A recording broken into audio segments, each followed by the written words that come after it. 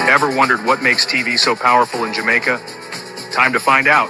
Welcome to Global TV Group 358, where television meets innovation. We're not just about shows, we're about shaping society. In Jamaica, TV keeps you informed, connects diverse voices, and supports democracy. Imagine a Jamaica where broadcasters unite, sharing data and collaborating globally. That's us, a unified voice in the TV industry. Did you know TV advertising is still king? It drives website traffic, boosts brand equity, and powers integrated campaigns. Even in an age of digital, TV stands strong, resilient in tough times. Our global TV deck is your treasure trove of insights and data. With charts, graphs, and success stories, it's your guide to impactful TV advertising. Curious to learn more? Visit our website and see how Global TV Group 358 keeps television at the heart of entertainment in Jamaica. Get ready to binge watch the future.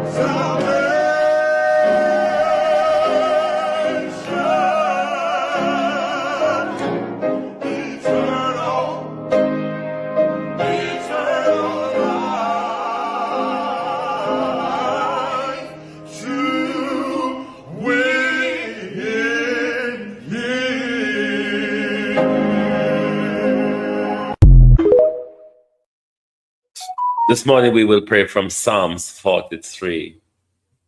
Judge me, O God, and plead my cause against an ungodly nation. O deliver me from the deceitful and unjust man. For thou art the God of my strength. Why dost thou cast me off? Why go I mourning because of the oppression of my enemy?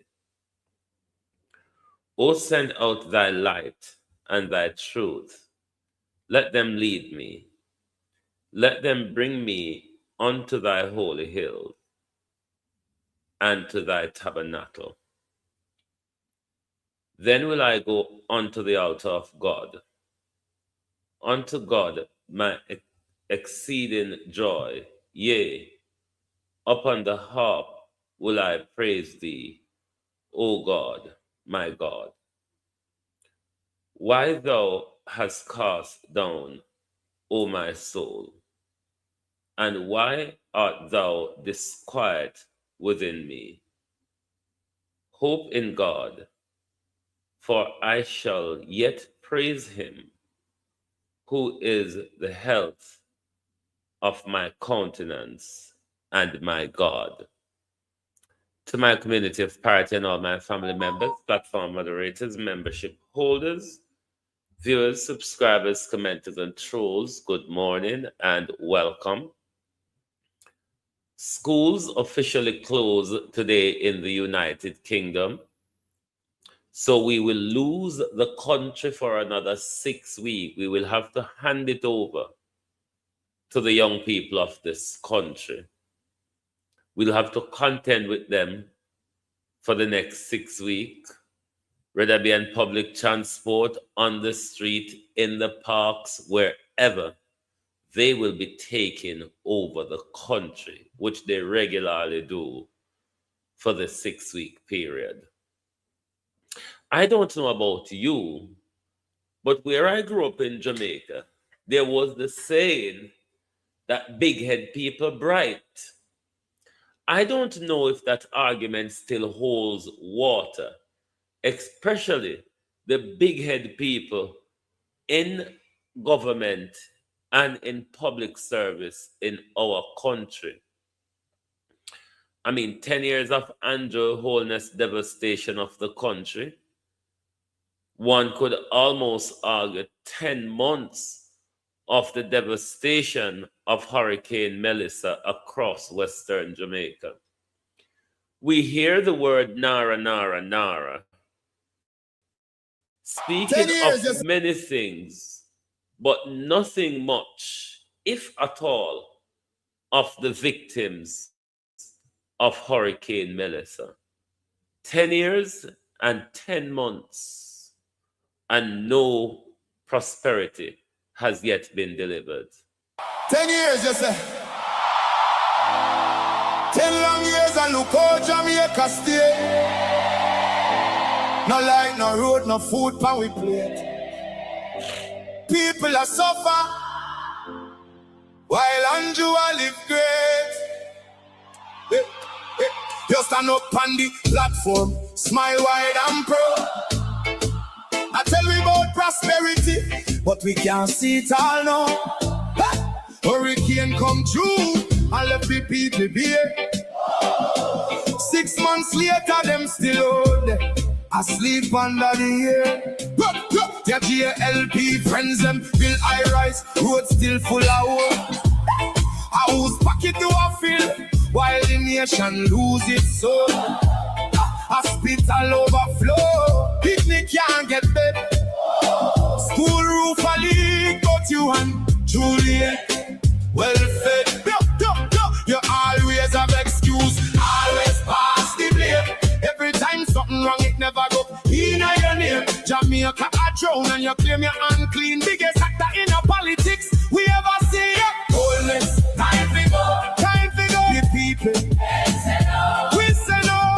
10 years and we can't take no more, you know, hear us. We are not on the door.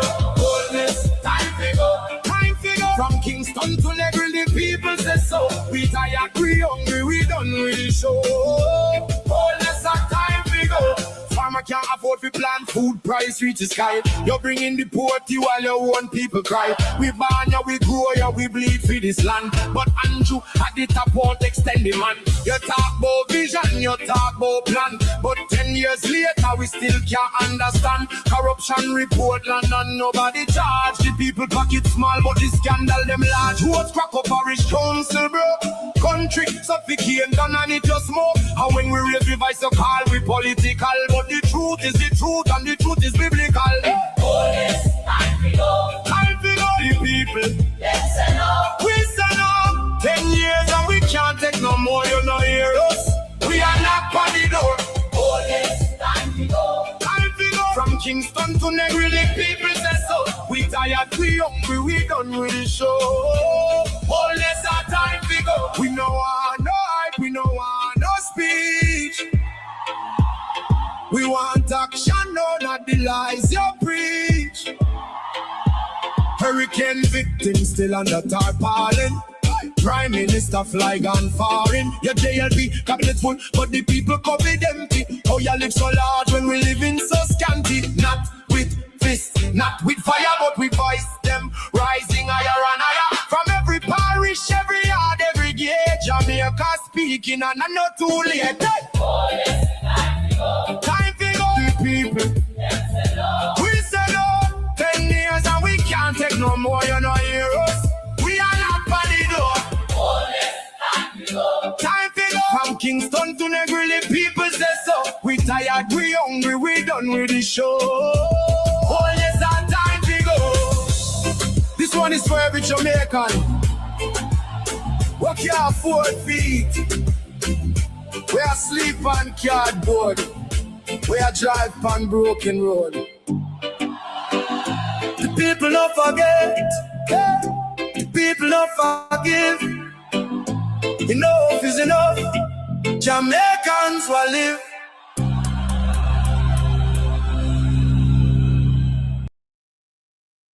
Somebody danced this morning. I literally don't know who. When we get there, you will have to assist me in helping to decide who dance. Me, them, or all away. But somebody dance this morning. Morning, everybody. Welcome. Honor the like and share the live for me, please. Because there's doctors and there's DR titles.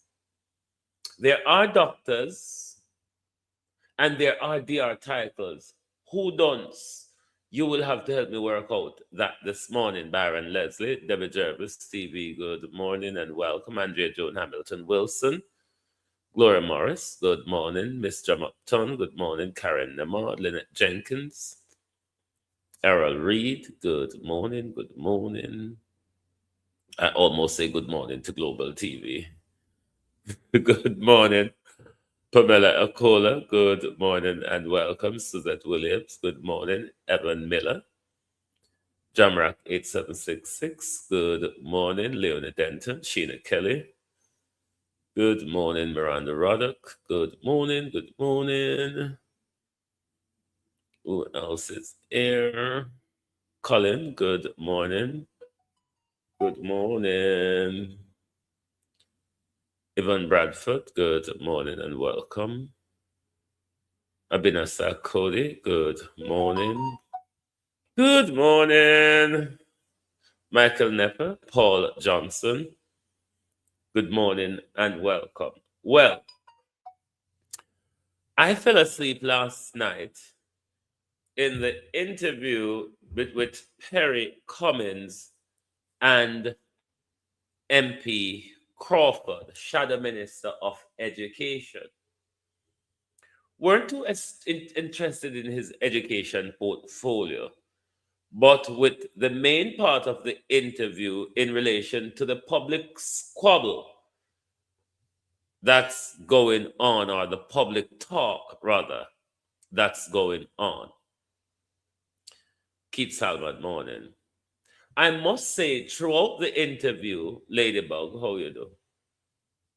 Perry Cummins asked some brilliant questions, pressing the MP.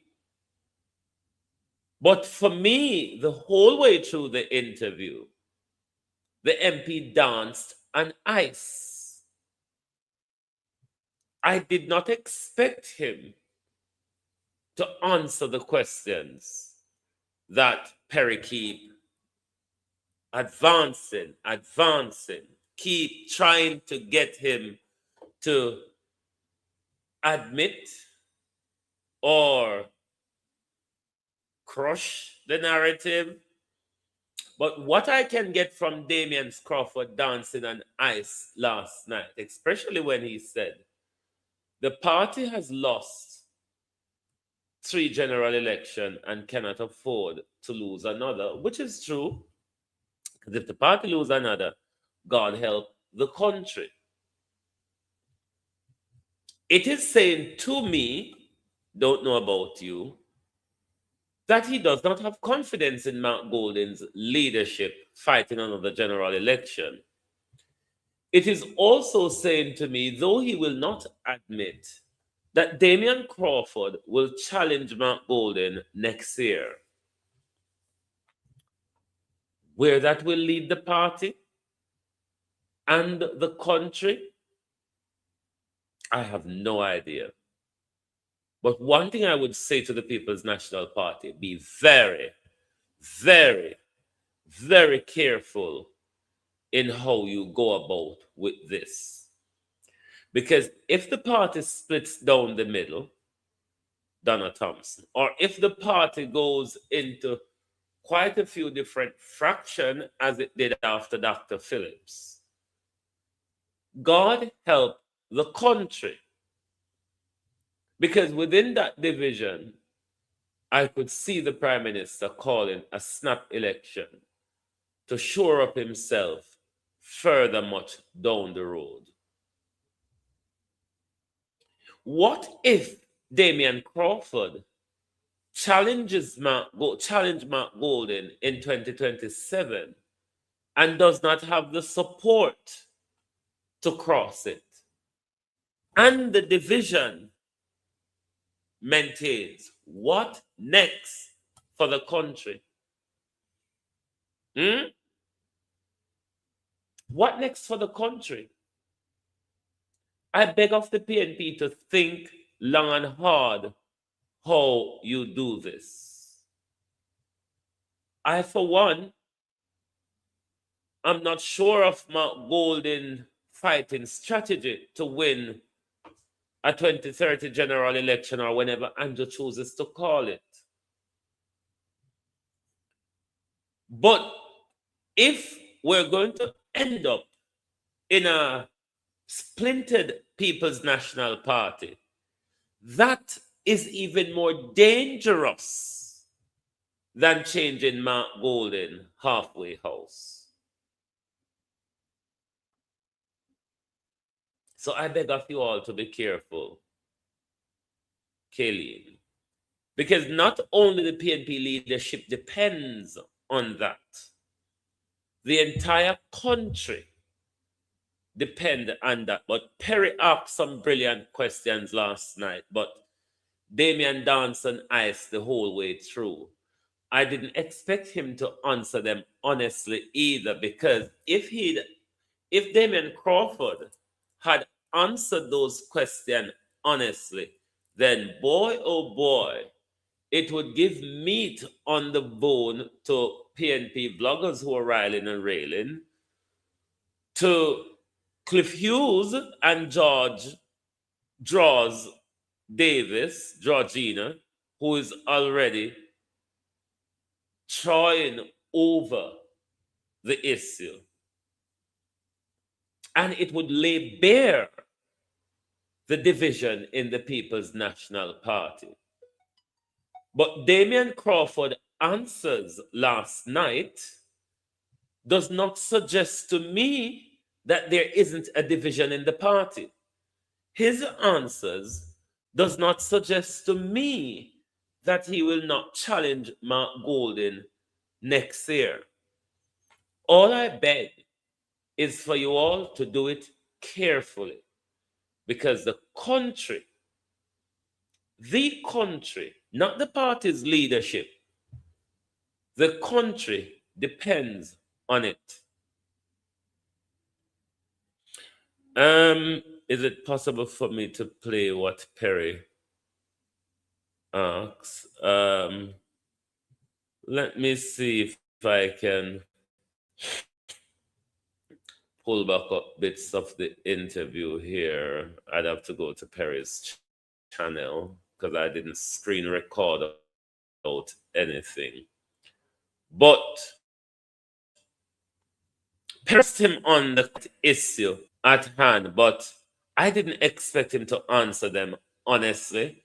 I expected him to dance on ice the way he did last night, But his answers does not suggest to me that one, there isn't the division that has been talked about, and two, that he will not challenge, and was very diplomatic with his answers. But there are people like me out here, Mr. Crawford, that understands the diplomatic ice dancing.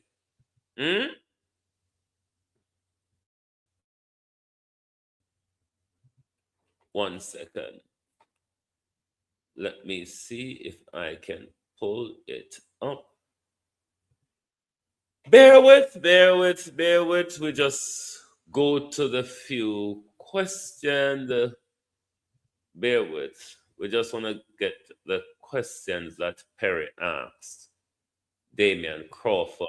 Some to agree and to disagree and to decide where the majority It was a falls. brilliant questioning, but Damian Crawford, as I said, dance and ice the whole can way be a through. challenge would be 2027. Hold on. But Madam Speaker, one must also realize that, and there has always been, it's nothing new, the infighting between Damian Crawford or Peter Bunting's opposition to Damian Crawford. If you understand the PNP dynamic, you would know that Peter Bunting is not keen on Damian Crawford at all. Peter Bunting is keen on Mark Golding because of his friendship and business partnership with Mark Golding. Even though Peter Bunting is not the leader, Peter Bunting, the Machiavellian, just like Andrew Holness, will not get leadership in the PNP. I'm going to do a special on, because you remember he challenged Dr. Phillips and all of that. He was the one who had issue with Portia also. His best bet is to have Mark Golding there, because that's how Peter Bunting has control, Opal Hoyodo, has control over the PNP. So Peter Bunting will not want a Damian Crawford to become a leader, given that Peter Bunting will lose control of the People's National Party if Damian Crawford becomes president of the People's National Party, Winifred Morning. So it's an upward tussle.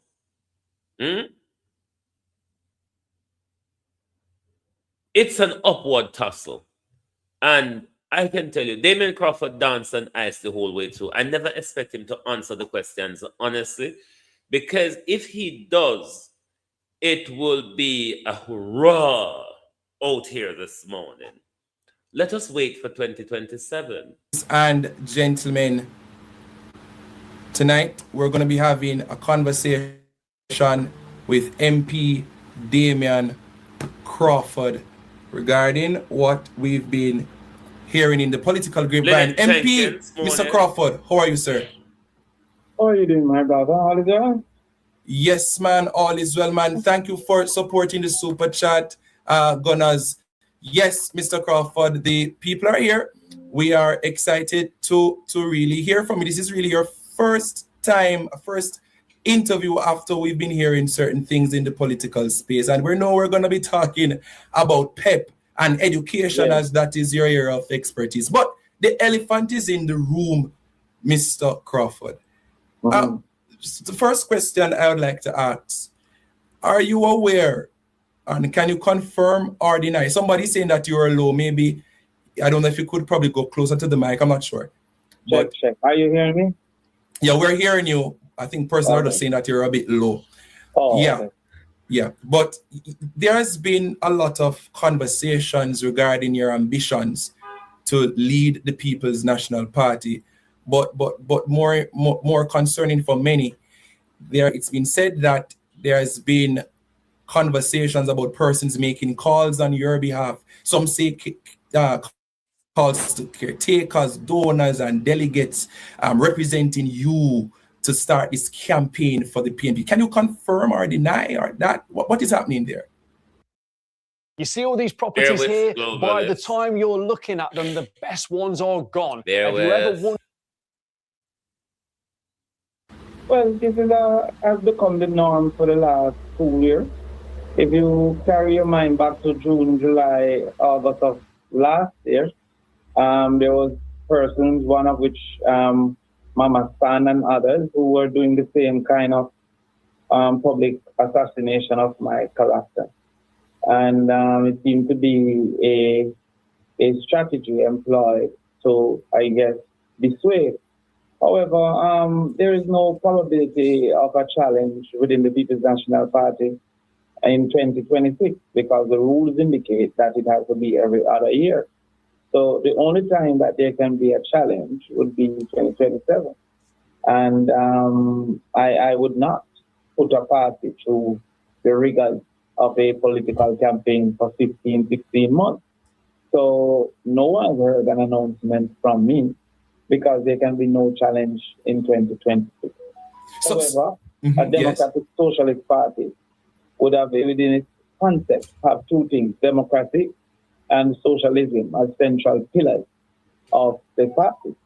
And therefore it is the right of anyone who is a member to assess his own capacity to contribute, to assess the conversations he has had with others, and to then see if he believes in his conscience that he can contribute more in a different position, or she can contribute more in a different position. And when that time comes, I'll make that assessment. So as you have seen, I've been quiet, and whatever supporters that I may have, they have generally been quiet as well, because this is a much to do about nothing conversation. He's been quiet. His supporters have been quiet. Carefully listen to Damian Crawford. He's been dancing the nice the whole way through. That initiates every July and August. So you've mentioned a few things, Mr. Crawford.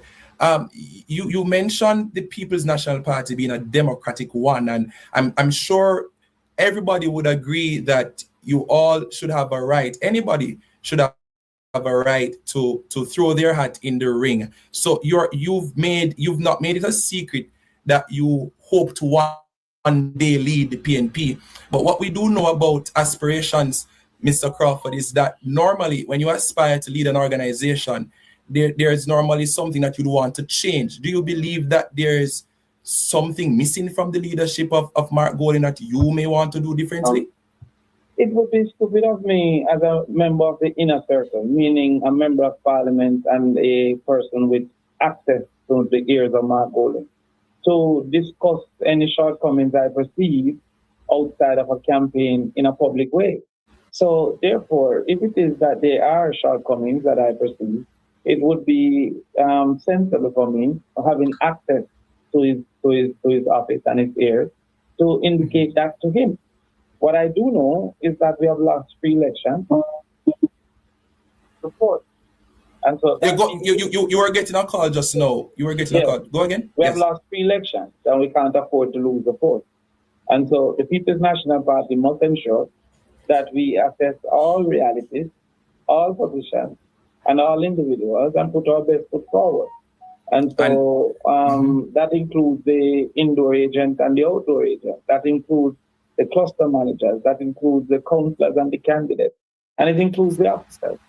So a party that has lost 3 times must do a full introspection and try to ensure that we don't lose the 4th time. But any shortcomings that exist within the leadership, I have sufficient access to the leadership to feel free to have that conversation with them. You mentioned putting our best foot forward. We've lost 3 elections, you said. Do you believe that a best foot forward for the PNP could be new leadership, and that being you? Again, there will be a time for that decision, and that is in 2027. So in 2027, the party constitution has organized for there to be a clear vacancy and for persons that have interest to offer themselves.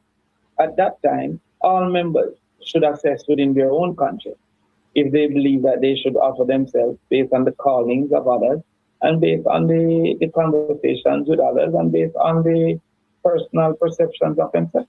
So, no, I have not completed that assessment to this point. And I have felt no pressure to complete that assessment to this point. But I have contributed to this party. I've sacrificed consistently for this party. I have led for this party on occasion. And to that extent, I have no intent to kick over the entire bucket of all the things that I have contributed to working towards, and many others have contributed to working towards. And so when the assessment is done, with full respect and with open communication, we don't think that we have to attack the person who we disagree with. We would indicate to the public if we believe that steps are necessary. At this time, there was no need to make that assessment. No, okay. As you've mentioned something about you wouldn't kick over the McDelivery, you in? I'm in. Yeah, well, fancy a fillet of fish. Expand your bucket and burn it all down to build it up back again. However, on the ground, Mr. Crawford, we've been hearing so many different persons, some bloggers, some comments on the ground saying that you are a part of a destabilizing process and that other MPs have colluded with you.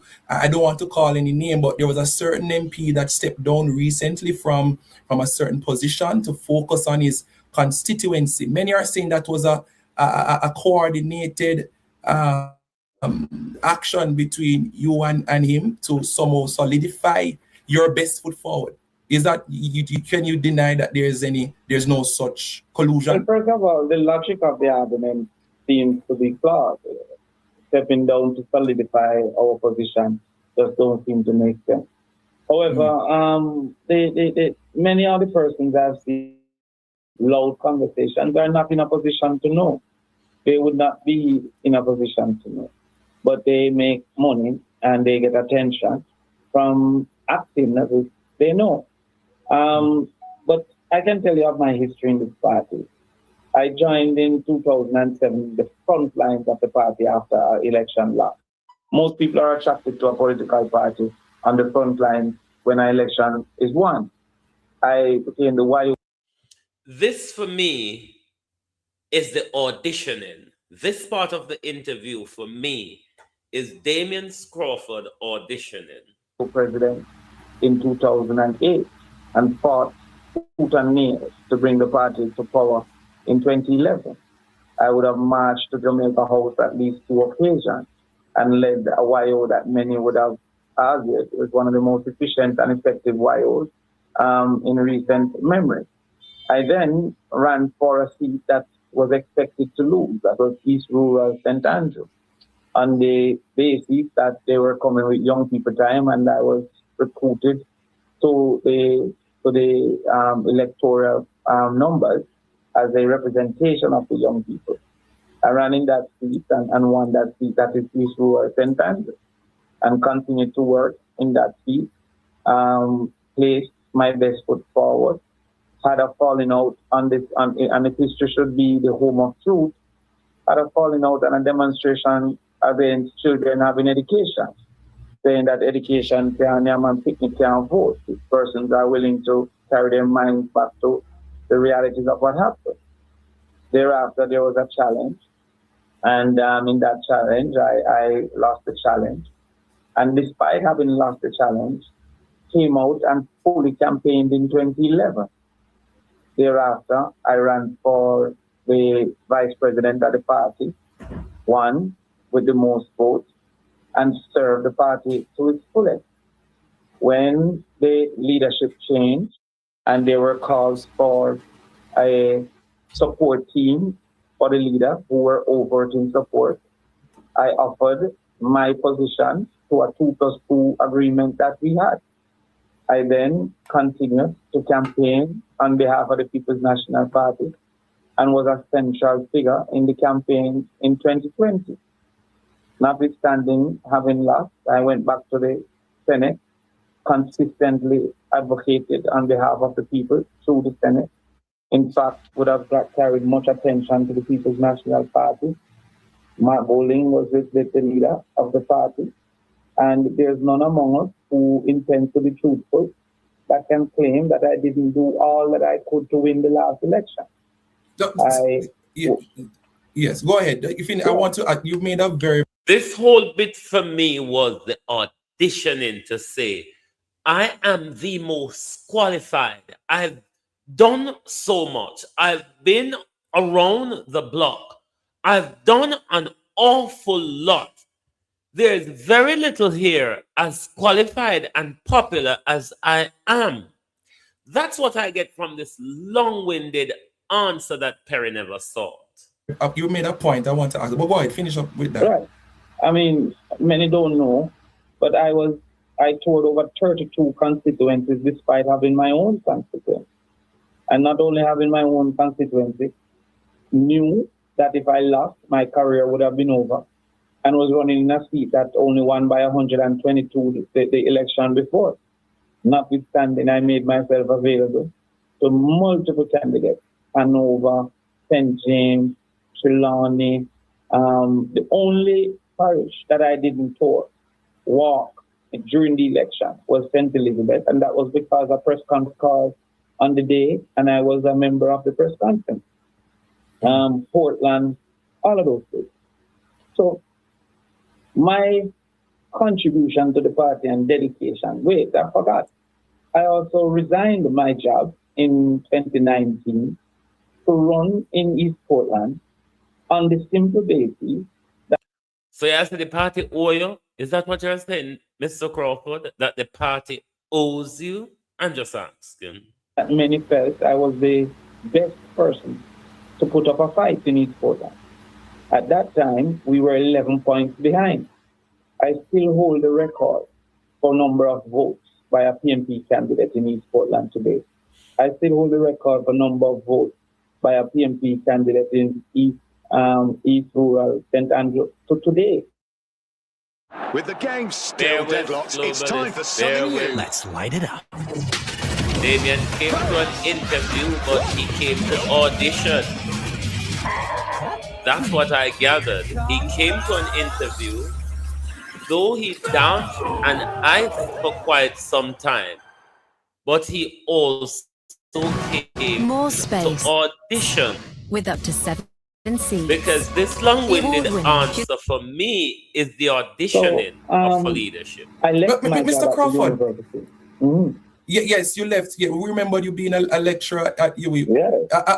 Mr. Crawford, some would say that you listing out your achievements and nobody should discredit your achievements. One would say that sounds like a campaign speech. Are you confirming that you will challenge the leadership of the PNP? No, because I've made no achievement. I've made contributions. I've listed my contribution.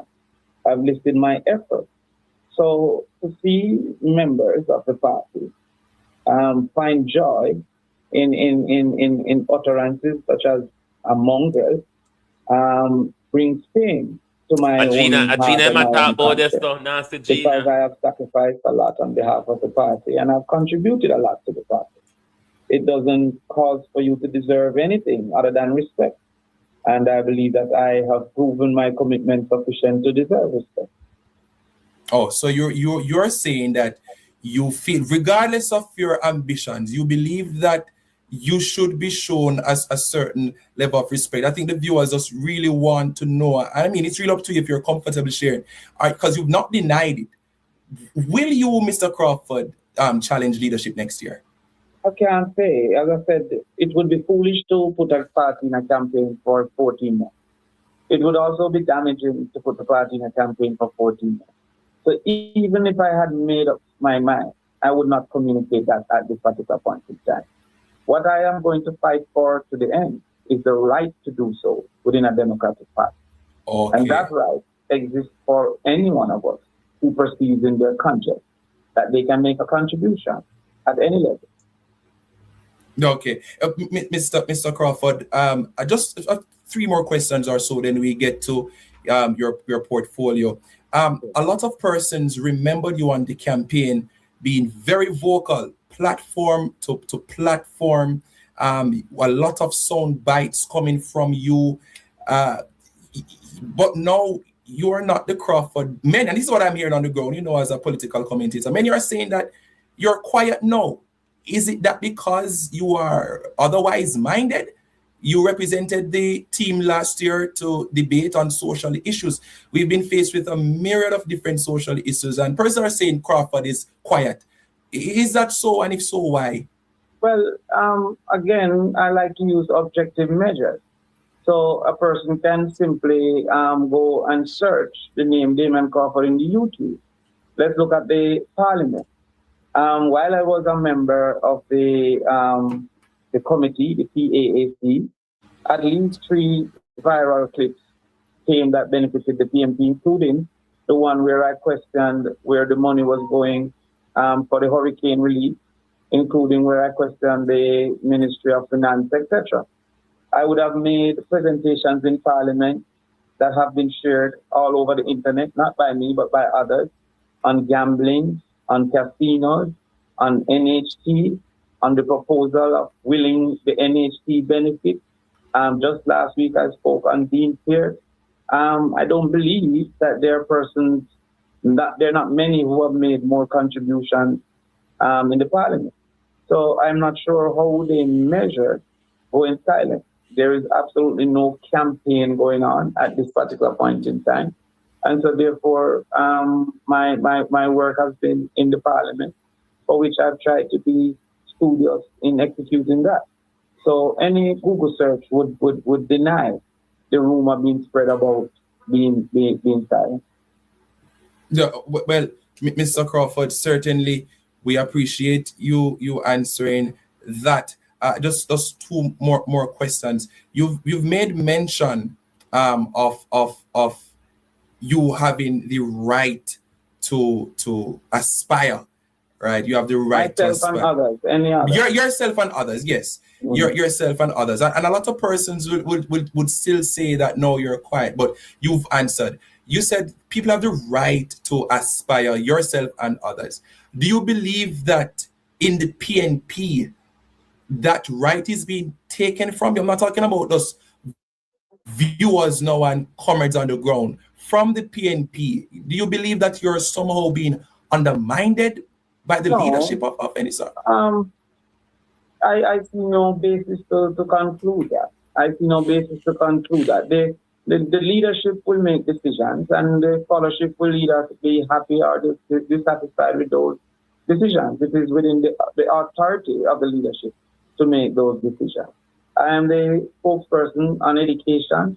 I would have initiated a lawsuit on behalf of the people of Jamaica to challenge the constitutionality of our early childhood education.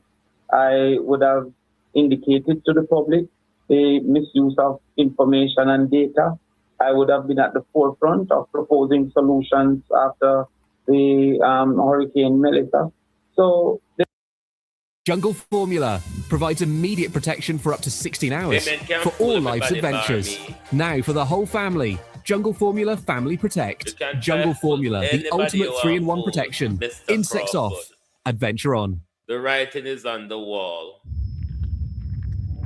Your somber body language. Your somber body language that is the portfolio for which I was granted. And I continue to speak on the portfolio for which I was granted. Okay, Mr. Crawford, for now, do you support the current leadership of the P? This is the last question. Do you support Mark Jefferson Golding? Well, I hope you get the opportunity to interview the leader. Oh, certainly. I reached out. He would indicate my contribution. No less than 9 of the ideas that were exposed in the last budget debate were brainchilds of mine. Brainchildren, I guess, I don't know what the term is. Which were shared with the leader. I've contributed on many occasions. Any observation of Parliament would see that I'm very willing to participate. While any leader remains the leader, they have my full support, as did Portia Simpson, as did Peter Phillips, and as did Mark Golding.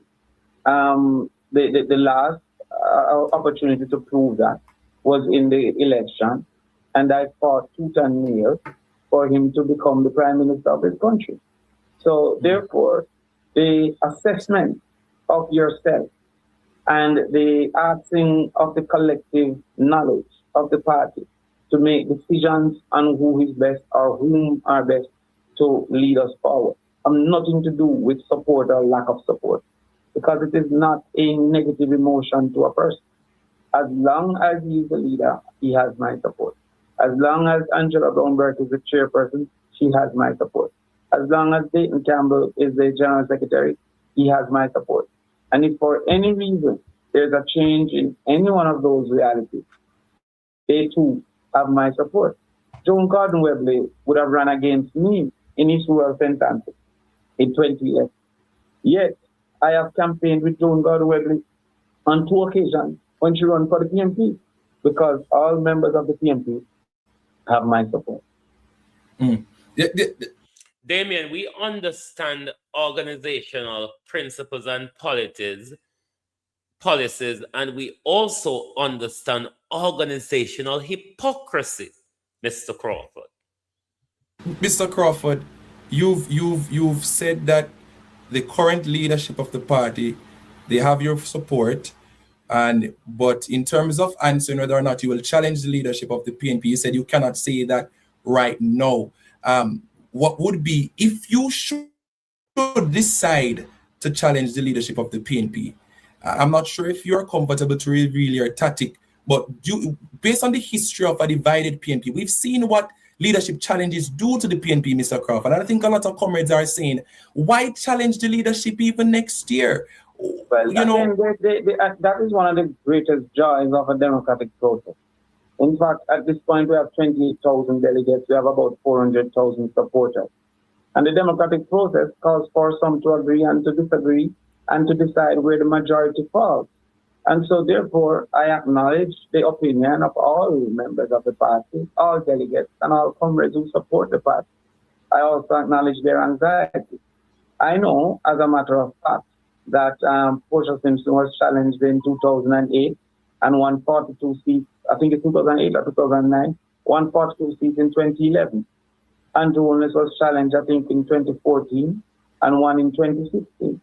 So the anecdotal arguments about, it is a disaster has been proven only when Peter Bunting challenged on the verge of the election, and also the outcome might not have been possible to change. But the outcomes of 2 public challenges in Jamaica has shown that parties can recover from the democratic process. I believe if there is a challenge for anything, because it can't be reserved only to the leader. What if somebody wants to be a vice president? Is that also too divisive to have a vice president election? What if somebody wants to be a region chair? Is that too divisive to have a region chair election? What if somebody wants to be a replacing candidate? Is that too divisive to seek to be a candidate if a candidate currently exists? And what if somebody wants to be a chairman? Is that too divisive? So a political party who tries its trade in the democratic process cannot be of the opinion that democracy kills it, nor can a socialist party be of the opinion that socialism kills it. So you must be committed to the ideological pillars of the party, which is that all are able to have a say, all are able to hold a position, and we believe in the equal opportunity for all Jamaica. Those 2 tenets must be at the forefront of the election, of the political party.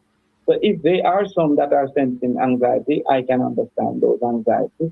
If there are some that are saying, if there is any feeling. I don't know why anyone comes here, it's just so quiet. Part of his dancing and ice. But what I can tell you from here going forward, the PNP might just be set for a civil war going forward. If not, certainly come 2027. I have a problem. Civil war will break loose. The criminal regime of the Jamaica Labour Party will certainly be rubbing its hands with glee. of a need for change, that there should be conversations that may prevent a divisive election.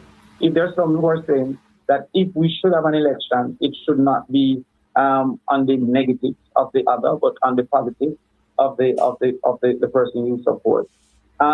Those persons would have been disappointed with the anti-democratic faction who have decided to sully the name of any individual that they perceive to be in support of a democratic process. So I think that if we should have an election, the way in which it is run is going to have much greater impact than the election itself. And if persons determine that they are the pit bulls to stop the mongrels and the thing like that. To stop the who? The mongrels, it was said. But if persons never throw wood fire now. That it is in their sole authority to decide on the direction of the party, it would have an issue.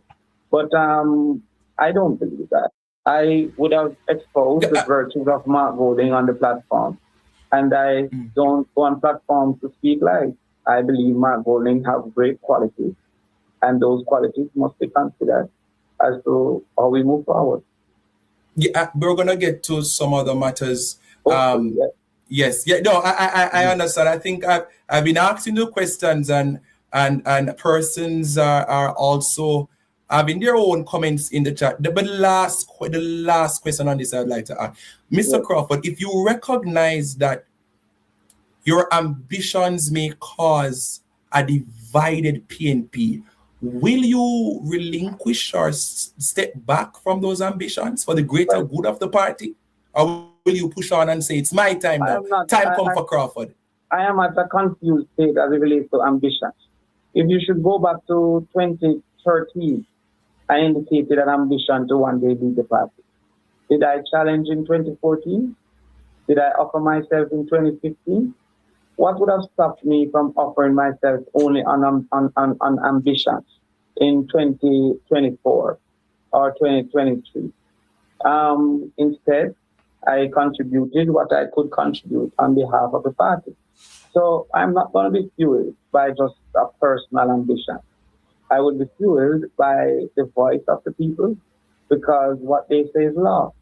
And if the average delegate believes that there should be an offering, then that is likely to happen. If the average delegate believes that there should not be an offering, then that is unlikely to happen. So personal ambition can never be the basis of seeking to lead a political movement with over 400,000 supporters. So that is not the basis of my decision making. Thank you, MP Crawford. Well, we'll leave that there now. I think you get the gist of what I call the dancing on ice throughout the entire interview. Steve Hayfield, morning.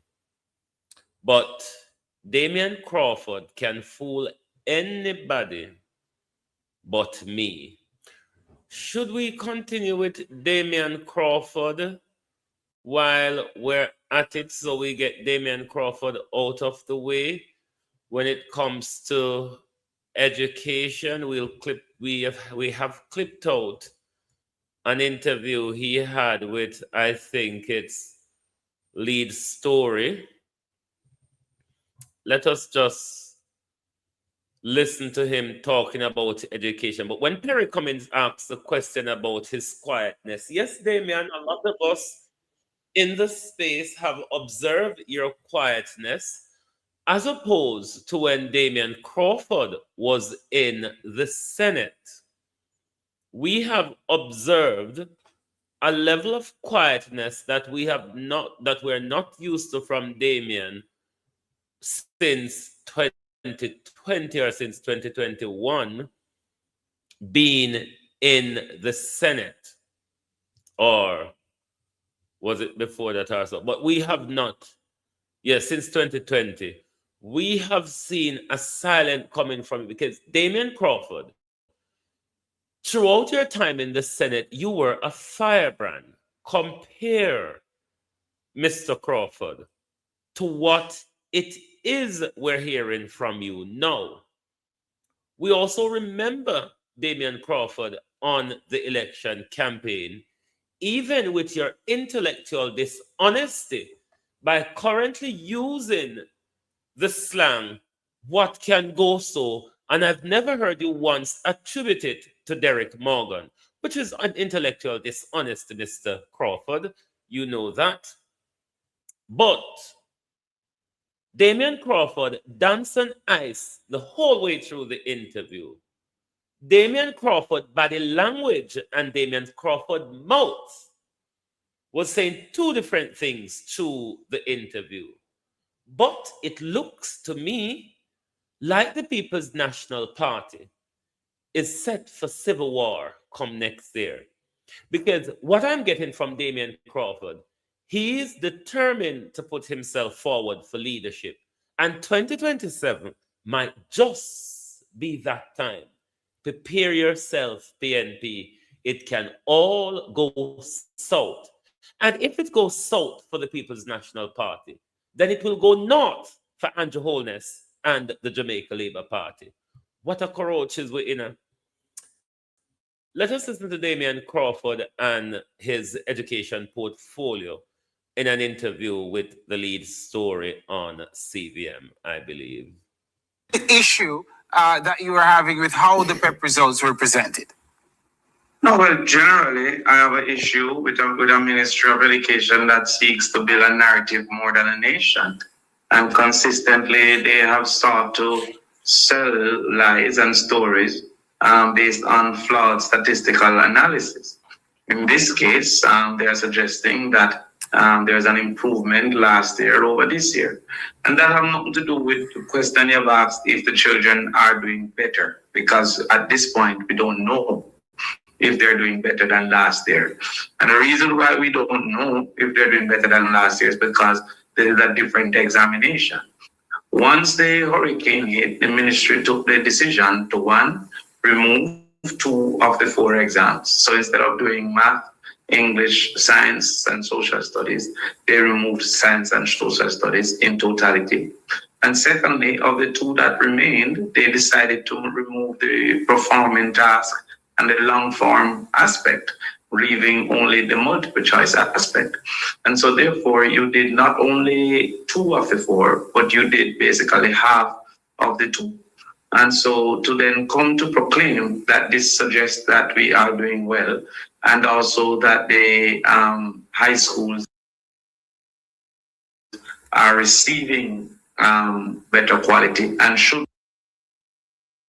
by extension, be expected to deliver more, is a flawed assessment that, one, puts undue pressure and unfair pressure on the schools, and 2, suggests that less needs to be done than needs to be done. Damon Crawford, so you've made the case, and I hear your argument about what has been removed, the science and the social studies, remove the performance task and the long form, you say, left with multiple choice. For those who are looking on and saying there are lots of exams that are multiple choice in their format, and they do cover the entire gamut of a syllabus and can tell you whether or not students have attained onto mastery. Is that unreasonable from That's those not unreasonable, because that would speak mainly to the quality of the exam, and there can be quality multiple choice examination. What is, however, remaining unreasonable is for the government to compare it with last year, which was a different exam. So if the government chooses to maintain only the multiple choice, then next year they can compare next year to this year. But they are incapable to compare the performance of last year to this year. What are you getting from the results that you've looked at? Because I know you're a numbers man, and I gather you've looked at the numbers. Yeah, well, first of all, it showed that the children were resilient, that they were able to show up for exams, that they were able to execute and to in many cases, deliver upon the exams' general requirements. It also shows, however, that there's quite a bit of our students who are still struggling in pathway 2 and pathway 3. And sometimes when we use the percentages, it seeks not to represent the fact that there are thousands that would be, for example, if 32% failed, it would have been almost 9,000 would have not been achieving basic proficiency. So because there's an inability to compare with previous years, we can't judge if the ministry's interventions are working. However, what it also continued to show is that we still have too many of our persons that are not doing well. And when the ministry, for example, indicated that, sixth grade literacy was improved. That's the first time that it was being given. And there is a different level of literacy for each grade, from pre-primary, call it pre-primary, going all the way up to ninth grade literacy. So there's no way to legitimately compare a sixth grade taking the test to the same sixth grader taking a fourth grade test, because you have to measure if in fourth grade he was at the appropriate fourth grade level of literacy, and if in sixth grade he was at the appropriate level of sixth grade literacy. In this particular case, it wouldn't have been able to test the speed of reading. It wouldn't have been able to test fully its comprehension, and it would have left guessing as an easy component of simple multiple choice. So all I'm saying is that to trumpet and celebrate as they did last year with mathematics, suggesting that the ministry was in the right direction for 9 students more passing out of 26,000 that failed. And they said they were doing great because less students were entered in the examination. So that is a breach of trust and a manipulation of statistics. And I'm saying the answer cannot be found unless the truth and the facts are on the table. And at this point, the ministry is unwilling to put the truth and the facts on the table. I would like to say to Damian Crawford, in relation to his portfolio, you have not been forthcoming, given the load of problem in the education sector, especially in the aftermath of Melissa. And you have been relatively silent on all that is happening in education. It took you weeks to come out after the PEP result, or after you claim Dana Morris Dixon came out with the lies and the dishonesty. We'll play another video from Cliff Hughes with him, as Cliff Hughes say, accusing Dana Morris Dixon and the rest of the team. You have not been forthcoming. But in relation, Mr. Crawford, to your leadership ambition, one would have thought this is the time that Damian Crawford would want to step up and show that I'm a viable leader. Because for me, from campaign to present, Dr. Dawes has been on constant message. Dr. Dawes has not dropped the ball. Dr. Dawes is the ticks in the cow ears of Dr. Tufton. I don't see that coming from Damian Crawford when it comes to the rubbish going on in the education system. So if it is that Damian Crawford has the leadership ambition and determination, then Damian Crawford ought to be showing Jamaica, ought to be showing PNP grassroots, that I'm a leader, I'm a team player, Damian Crawford. I'm not getting that from you. Maybe it's happening, but I'm missing it. Damian Crawford. Maybe it's happening and I'm missing it. But I'm not seeing the leadership quality nor the teamwork quality, Mr. Crawford, coming from you since September 2025. Maybe somebody else see it, and if you see it, point us to it so we can go look. Anybody else see it out the road there? Point we in the direction where we can go look. Damian teamwork, Damian leadership style and leadership work in showing the people that if Mark Golden is not capable, I'm your next best. Senator Crawford says there's a tendency of the education ministry to manipulate data. Can you play back that clip for me? The last one.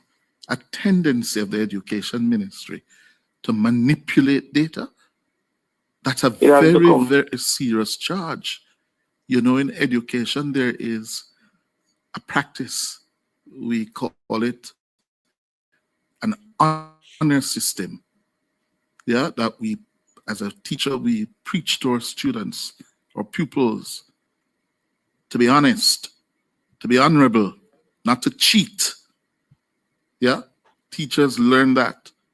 It's one of the things you impart to your students. You don't cheat.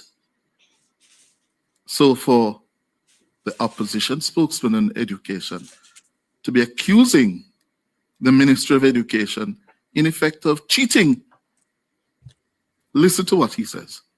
It has become more and more clear to me and to the nation that the Ministry of Education is more concerned about building a narrative than building a nation. And in seeking to build a narrative, then you can always seek to manipulate numbers to report that all is rosy and excellent. The example of this can be captured in the recent reports around the PEP examination. And within those reports, they were seeking to indicate that there was a increase and improvement over last year. However, a deeper assessment would indicate that we had a different exam this year versus last year, which did not include two of the categories and also did not include an application component to the same extent as it did in the 2025 year.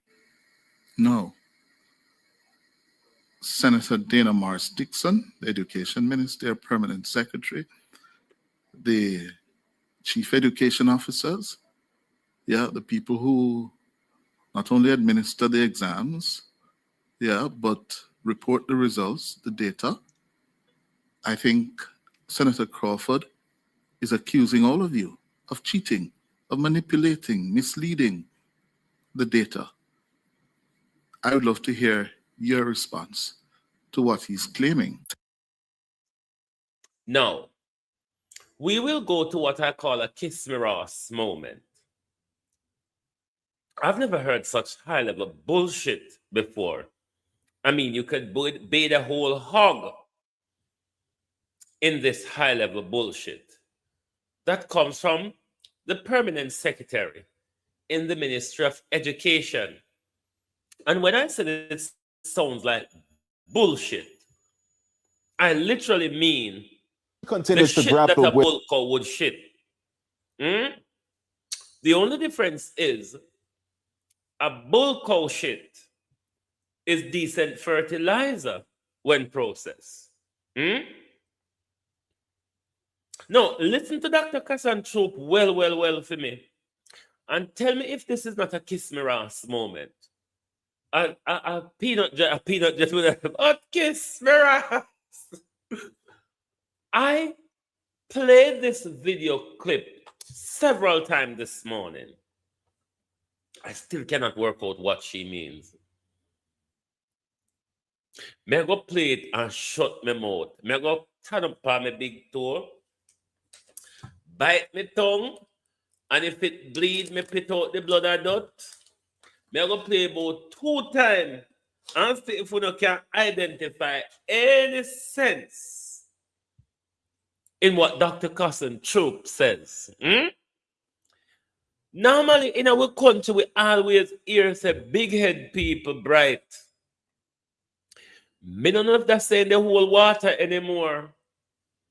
Me don't know if the saying say big head people bright, if it hold water anymore. Let's listen to the doctor. Continues to grapple with teacher migration. There's a call for teachers' colleges to do more to attract international students. The issue was raised at the Higher Education Conference at the Princess Hotel in Hanover. Kimberly Petty reports. As the new school year approaches, an older problem prevails. Administrators are rushing to fill several vacant teaching positions as educators continue to leave the island in droves for opportunities overseas. Last year, a survey revealed that 49% of teachers who migrated or had intentions to migrate claimed their primary reason was low wages.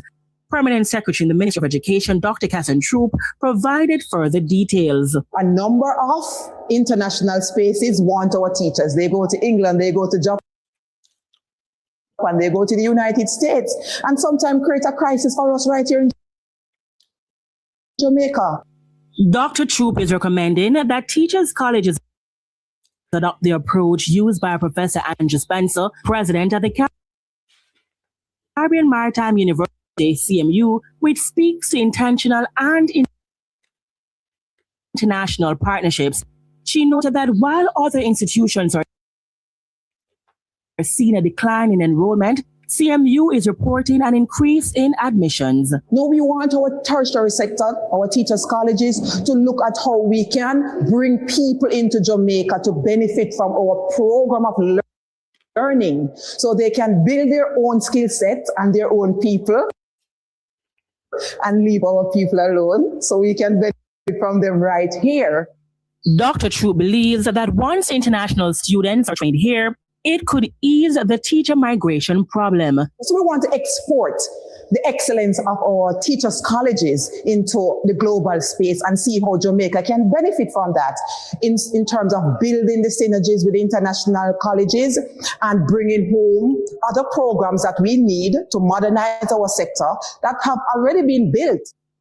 Kimberly Petty, TVJ News.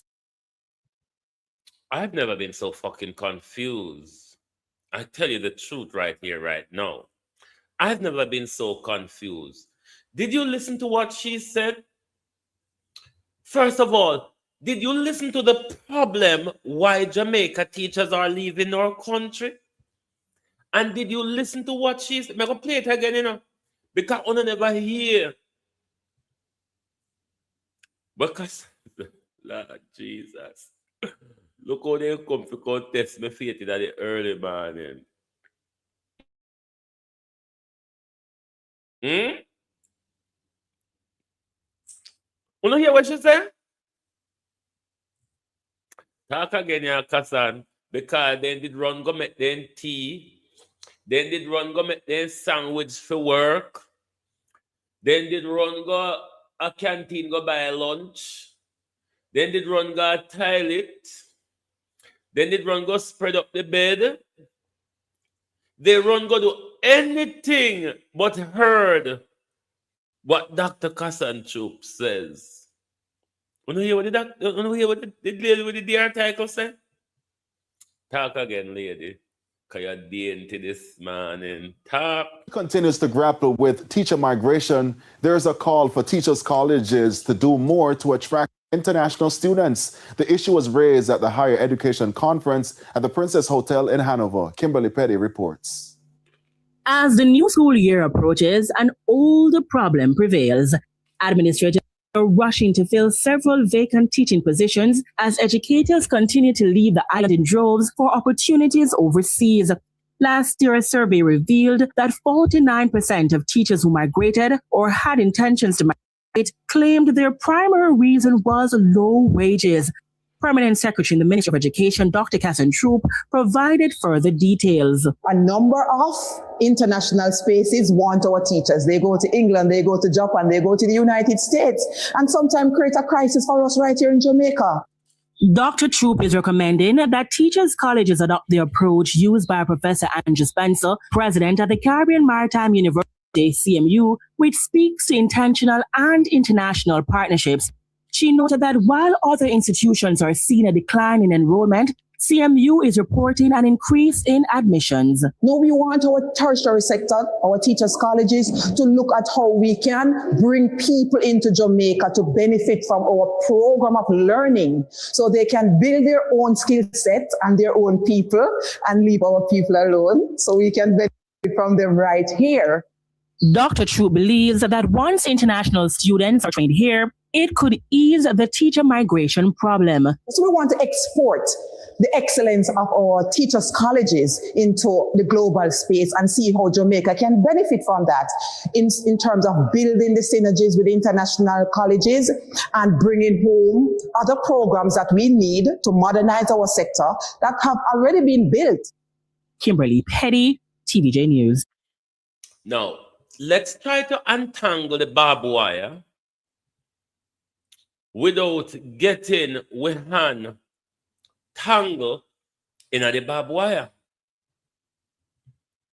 49% of Jamaica teachers are leaving primarily. The main reason, primarily, Dr. Cosson, the main reason is because of low wages.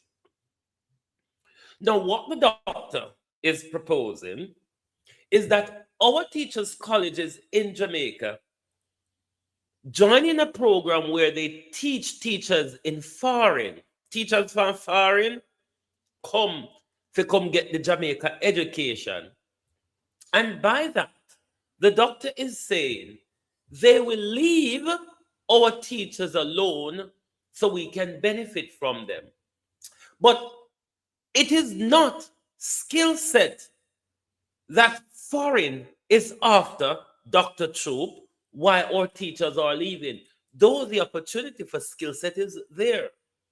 The main reason, Dr. Troop, why they're leaving Jamaica, while 49% of our teachers is leaving Jamaica, is because we're not paying them well. How is it, Dr. Troop, if we train foreign teachers, how will that benefit us if we're still not paying our teachers good money to stay in the system? Is Dr. Troop then saying, if we help to train foreign teachers, the skill set that we have in Jamaica, then our teachers in Jamaica will have to stay here and work for peanuts because they have no other choice? Isn't this a kiss me Ross issue? Do you understand? So we are pay big head people. Why they do certain things in your head when it big? Dr. Troop, me no longer know. Confused. Me confused. Becoming thing to say, something do in a big head. Dr. Troop has not spoke about the remuneration package of teachers, which is the biggest problem. What 49% of the teachers are saying why we leave our country is because of pay. She have not addressed that. Did you hear she spoke once of pay package to get our teachers to stay?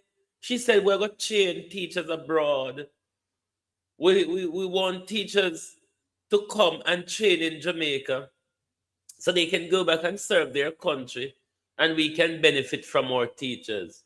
To put the teacher, them say them rather go dance, go, or go plant corn or cassava rather than stay in the education system for peanuts, Dr. Troop. Or they would rather go set up a stall in a market or a little corner shop. She has not spoke about why the teachers are leaving. It's not about training. It's not about skill set. Why our teachers are leaving. The opportunities abroad. They want better money. And that's why they are leaving. She has not addressed that at all. Lordy, he thought. The whole of me sit down and sweat. When you're not confused. But could listen to Dr. Troop one more time, yeah? We have to listen to big and good for nothing fool. Big and good for nothing idiot. She have not addressed why teachers are leaving.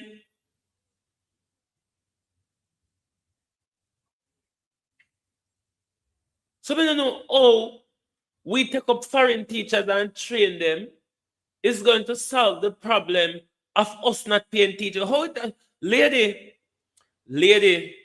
don't make her go sideways after you this morning. Because you know when I go sideways, it don't nice. You know when I go sideways, it don't. What kind of fuckery that? And then I come out with the doctor. The doctor title irritate me, you know, lady. Lady is the doctor title is my problem. Because on the whole way rubbing our face. If we don't mind, we get coke out of it. Did you heard what you said? Not only did you believe what you said is a better question to ask. Lady move. Lady move and go find something though. Go and go knit crochet or plait basket or something, but move out of the way. You understand? We don't know when you go to school go waste money for, you know. We don't know what parents waste money for. Can't come out and we don't see one of they go learn. Because you heard the problem. You have not spoken to the problem. And you come tell we about pen.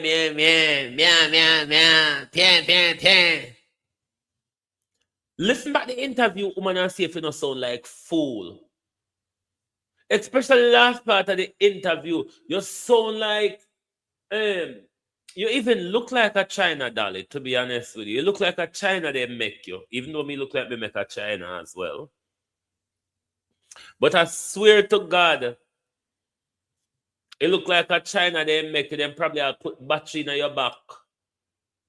They make you a China and put battery in your back. And then them put in the, how you don't call it, the prearranged audio in you. So you can't say otherwise anyway. China. Battery dolly from China. Yeah. Did she listen to herself? Teachers, 49% of them said the primary reason, which is the main reason, Dr. Cho, why they're leaving is the pay. The pay. If they might get paid, they would have stayed. And then we would need to change foreign teachers. We could continue with a continuous development of our brilliant educators. I wonder if you're thief like the city post Grace McLean. In Dr. Chu, I wonder if you're thief like the city post. How much you help favor to swindle?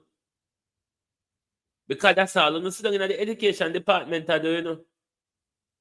I take the education money, I buy birthday cake for man. In the case of Grace McLean, when you say man never want her, and she still buy $1 million birthday cake and put on lavish birthday for man when I want her. Grace McLean don't even suitable for we send her a back road or go or upon go stage, go walk back with money. And Paula Llewellyn wait until time has passed with her voluminous lips and tongue. Never mind. Let us listen to Dr. Troop one more time, because this, I've never seen somebody so deaf in a very long time. I've never seen such a deaf person in a very long time, because I don't think she heard what she was saying. Continues to grapple with teacher migration. There's a call for teachers' colleges to do more to attract international students. The issue was raised at the Higher Education Conference at the Princess Hotel in Hanover. Kimberly Petty reports. As the new school year approaches, an older problem prevails.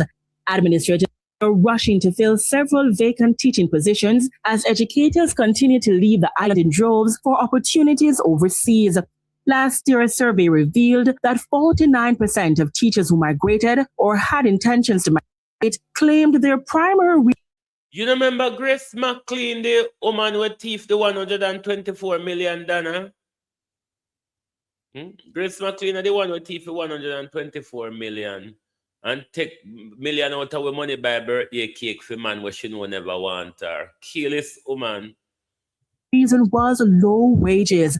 Permanent Secretary in the Ministry of Education, Dr. Catherine Troop, provided further details. A number of international spaces want our teachers. They go to England, they go to Japan, they go to the United States, and sometimes create a crisis for us right here in Jamaica.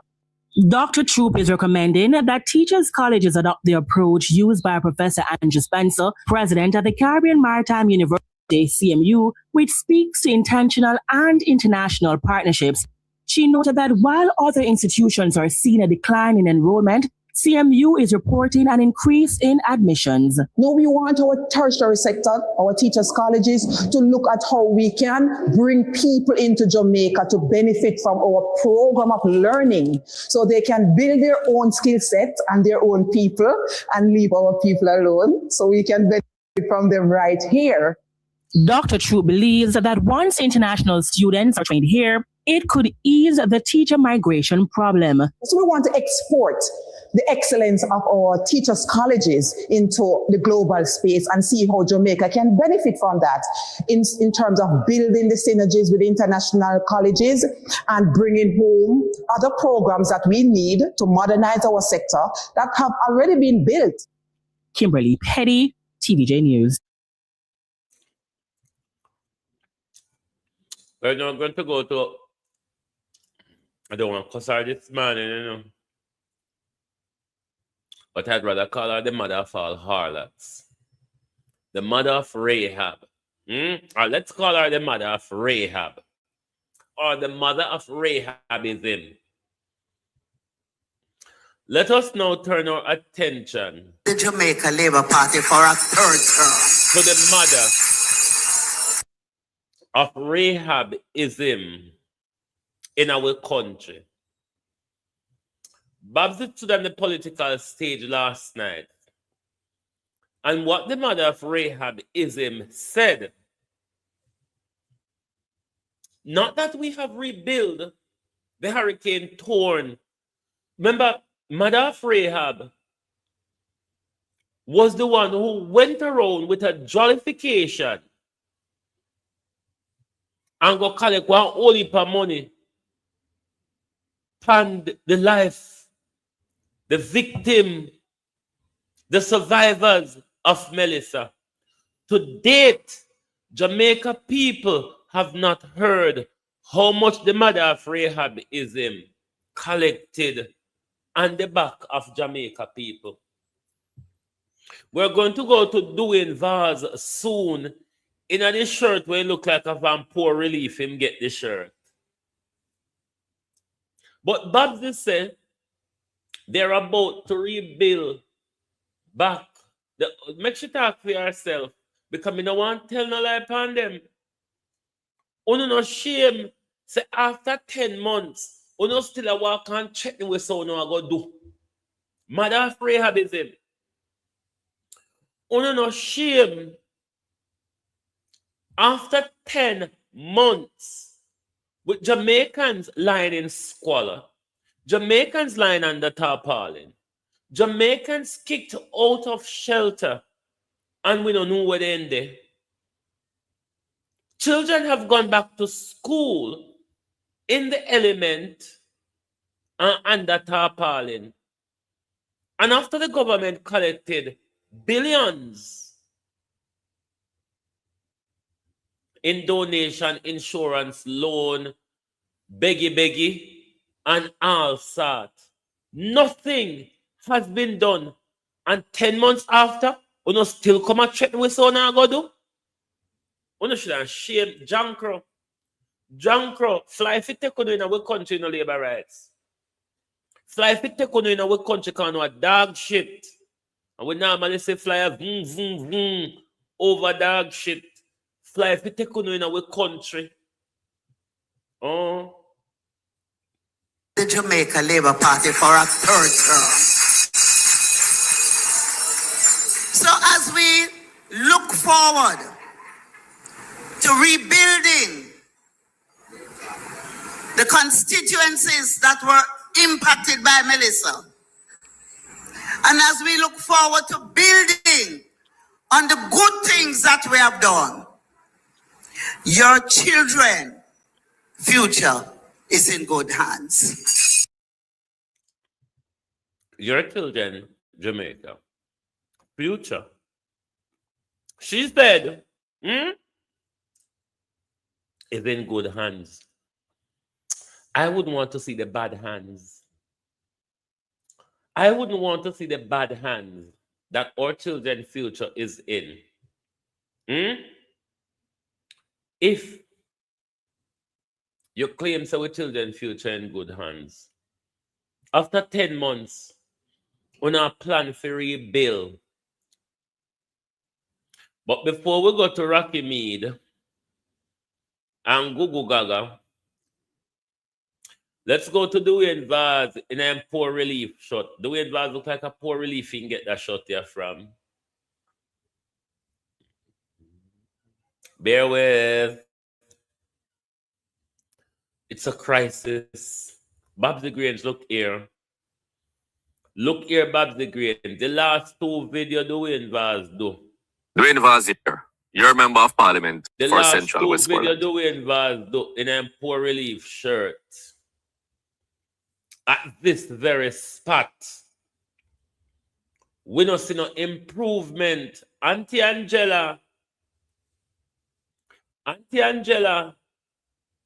you're one of the lead minister in this area. Prime Minister Pernell Charles, how long it take? Because the Prime Minister tell you how much weeks or months ago, you know. So the container them arriving at the country, me sure no member. And the Prime Minister tell us so we have to build base to put them pan. And we have to run this sewage, and we have to this, and we have to that. So we take time.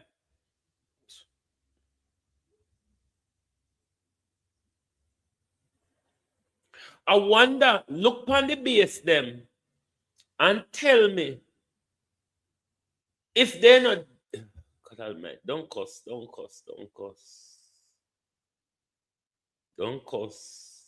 Hold that peace this morning. Hold that peace this morning. Don't focus on Dwayne Vaz poor relief shot. Focus on what Dwayne Vaz is telling you and what Dwayne Vaz is showing you. Because we saw it in the two previous videos that Dwayne Vaz did. And months on, we are not seeing any improvement. Jamaica me stress. We don't hear fans say Jamaica stress me out. Sometimes I feel like mother want a holiday. Feel like mother want a holiday sometime. Jamaica stress me out. And don't tell me about going to Jamaica because somebody can't want a holiday from the stress of Jamaica and pick up themselves, go to Jamaica, go look on the derelicts out of their eye. Dwayne Vaz here. You're a member of parliament for Central Westmoreland. Today is the 10th of July, and I'm standing at the site in Shrewsbury where the persons who are staying in the shelter is supposed to be relocated to.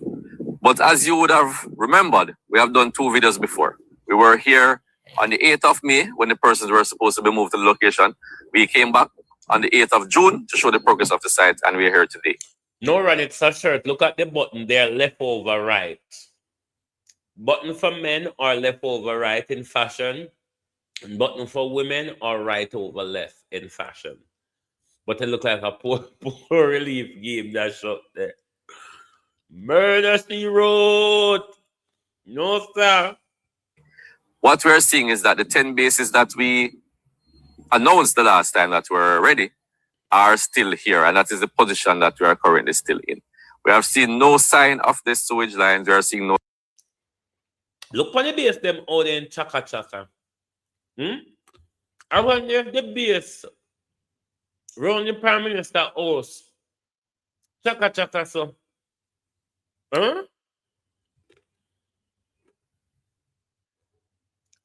No signs of the light, the water, and most importantly, not one container house has been brought to the site. We're seeing where the contractor has done some work with regards to the roads coming in, and based on our information, yes, we heard that some work with sewage also is going on. But the point I'm making is that the timeline that the government made obviously will not be reached.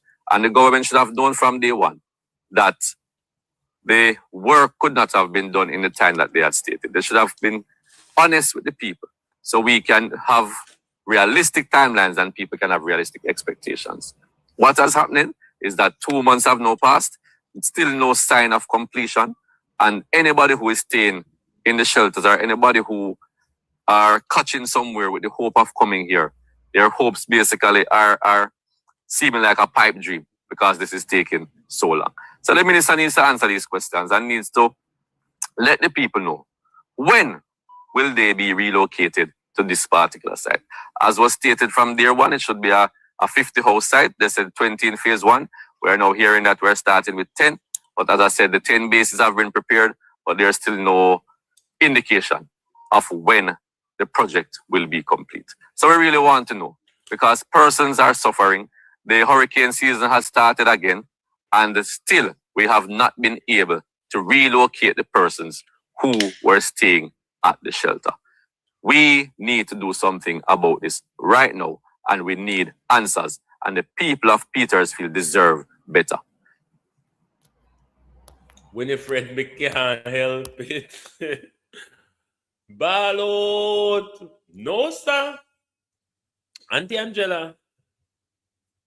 Liar Auntie Angela. Let us go to the soldier boy them now. Rocky Mead face bend up like old kerosene pan. Let's just go to the soldier boy them. Because I think Andrew Holness, by the way, thief in Prime Minister. Prime Minister will thief milk out of coffee. Prime Minister will design this skill of thieving.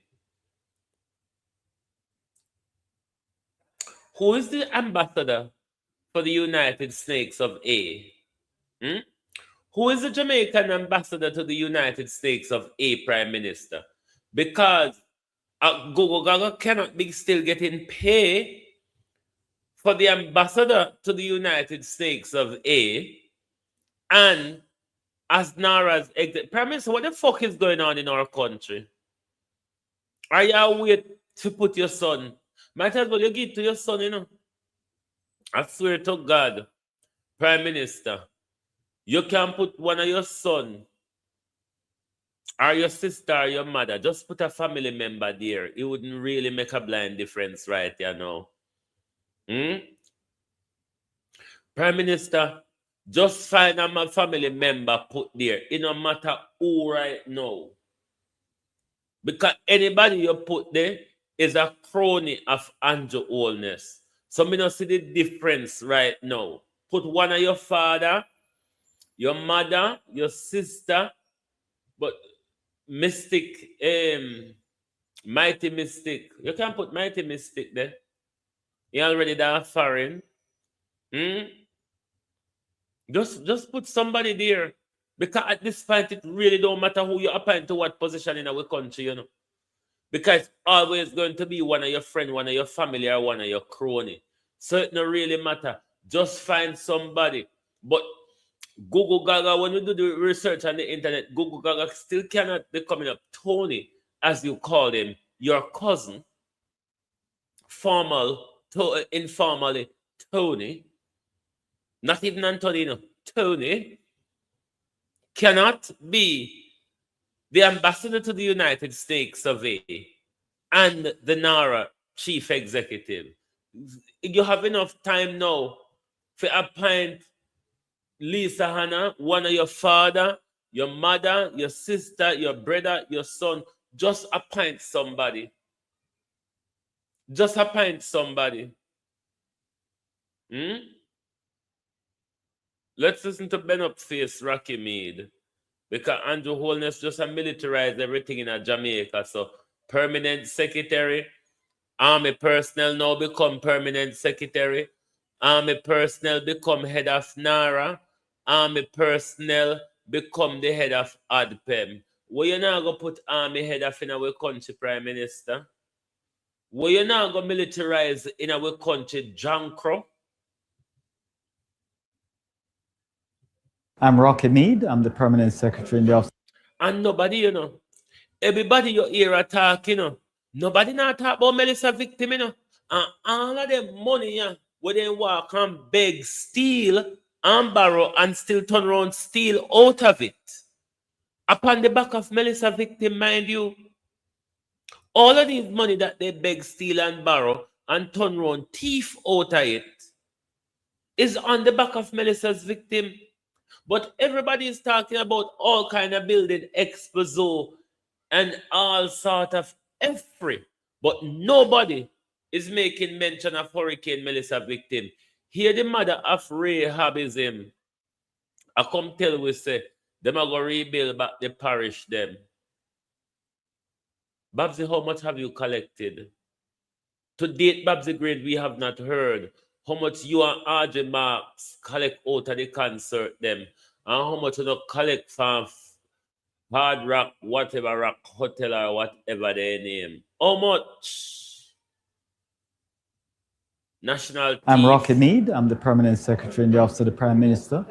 Today we looked at projects we want to prioritize for NaRRA support. Of course, the Office of the Prime Minister has several divisions. They're looking for projects they want to prioritize for NaRRA support, not the victims of Melissa. Not the victims of Melissa. This government is walking and picking up every almighty God thing to use hurricane victim money pan. But to date, nobody not talk about hurricane victims in our country. I don't think say no something for mad, even mad people. I don't think say we are going in our country. I know something for mad. You all if you're mad already, them are something yeah, we even make your mad already. Divisions. We have the Defense Division, we have continuity of governance and disaster preparedness, we have the science portfolio, we have digital transformation and efficiency, we have the CERT. Presentations were done separately by the Jamaica Defense Force and the Office of Disaster Preparedness and Emergency Management. And under the OPM umbrella, we presented on post and telecoms, the science portfolio, and NaRRA. With respect to the post offices, there are a number of post offices that were impacted by Melissa and otherwise have infrastructure challenges. Whether we will do those completely under NaRRA or under normal government support is still being discussed, but they certainly need to be done. With respect to the science and technology, there's a lot of resilience that we will get from that. We're looking at the nuclear sciences and how they can help with resilience from an agricultural perspective and other investment there. And from NaRRA, we are looking at how we preserve our records, our heritage. Right now, our records are stored in a colonial building that is in a poor state of repair, and we're taking a great risk here at having our heritage and records preserved in such a challenged infrastructure. The PM is also concerned about a whole of government approach. It's not only the Office of the Prime Minister, NaRRA, that has records to store, but the Jamaica Archives and Records Division, all of government with records to store. So we're looking at a state-of-the-art complex designed to be resilient, that can withstand any challenges we have and keep our records and our heritage intact. I think this was a very good exercise to get us to look at how to really build resilience, not just for recovery from Melissa, but to learn the lessons and take us forward in the future to be able to withstand any challenges, preserve our history, and move forward even better. No, sir. Me need a holiday to Scotland, Wales, or the West Midlands. Globalists can't send me for a 1 week holiday because them are something you stress out all dog. Let us go to another army veteran because the army veteran them are come tell we be a fucker this morning. Everybody, everything the government do, and you know here Melissa victim. Oh, Melissa victim them a manage to eat, you know. Because Jamaica people are complaining about the eat just like we are foreign, yeah. All this one year where him don't learn to talk all now. Right, so I'm here at the Recover and Rebuild Expo 2026 at the moment. All this one year we don't learn to talk up until today. Rebuilding Expo. Who's rebuilding Melissa victims' lives? Who is assisting in the rebuilding of Hurricane Melissa? Me need a holiday. Because if me not go on a holiday, me I go mad. Anyway, let's listen to Google Gaga with his many jobs, salaries, and portfolios that we don't know what the fuck he did. Because when he was at the Commission of Police, he did fuck all. Literally. Expo 2026 at the Montego Bay Convention Center. Had a chance to walk around some of the exhibits. It's actually quite a good collection of businesses. So Ladybug, why ask that the holiday really not solve the problem? Because Ladybug says she up on holiday right now. And Jamaica still a stress around. How do I do? Yes, last night we never want to do no show. This morning we never want to do no show. I still have to do it. How do I block out or blot out Jamaica for at least a week and just take a break away from this thing? Otherwise, we're not going to see me turn up near one bin when I tear up dirty clothes. Otherwise, we're not going to see me stand up near one bin in some tear up dirty clothes. Jamaica is becoming depressing just to even look at, to hear about, to talk about. Imagine us as vloggers, we have to champion these issues every day. Almighty and Almighty God. Me don't know. Me don't know, but them a go mad way. Them a go mad way. Because when you see say, nothing improve, nothing turn, and you still attack every day, me want at least to blot out Jamaica out of my mind for a week.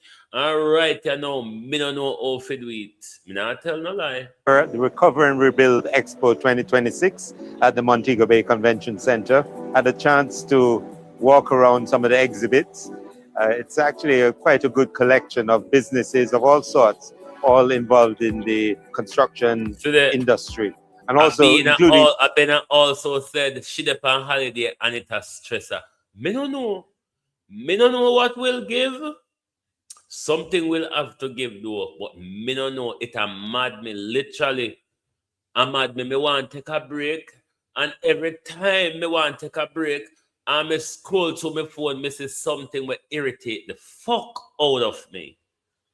The financing for it, and if you do build a house, there are also some cars here that can go in the garage, and electric ones at that. So there are a lot of products here. The team, both at Build Expo and the Montego Bay Chamber of Commerce, have done a good job in putting this all together. I also had the opportunity to share a bit with persons here about NaRRA and what we're doing, the context for NaRRA particularly, and how we see us working in collaboration with a number of entities, but also emphasizing that NaRRA's success is Jamaica's success, you know, and we can all really get behind it. And certainly we will be reaching out broadly to make partnerships and ultimately to deliver for Jamaica these strategic transformational infrastructure projects, and thereby build growth, increase economic activity. And over the 5-year period, because that's one of the questions that was asked, over the 5-year period that NaRRA is in existence, what do we expect to see at the end? Well, we expect to see more capacity in the construction industry generally, but as I say, more growth, more spin-off, and a more integrated society, and great benefits to communities and people alike. We will have a more resilient country. We will have a more resilient country. But if we have what about the people's resilience? Because without the people involved, Google Gaga, in the resilience, Sosa Brick and Mortar can be resilient, you know. Sosa Brick and Mortar. My doctor put me on antidepressants. I don't know, laughing. Citalopram. I don't know, laughing my time around one list. Me don't know me don't know how far me dey from depression right here now when it come to Jamaica. But it's the love for our country and the love for our people. All when we see say Labour and PNP have their head down in the sun and decide to only want to be Labour right and PNP and not to be Jamaican. It is hugely depressing. I mean, depressing. But what can we do? What can we do? We cannot have resilience, brick and mortar, go gaga, Andrew Holness, Pernell Charles, Auntie Angela, Nesta Morgan, Fly Green, and the whole on who get up tell the lie minute by minute every day.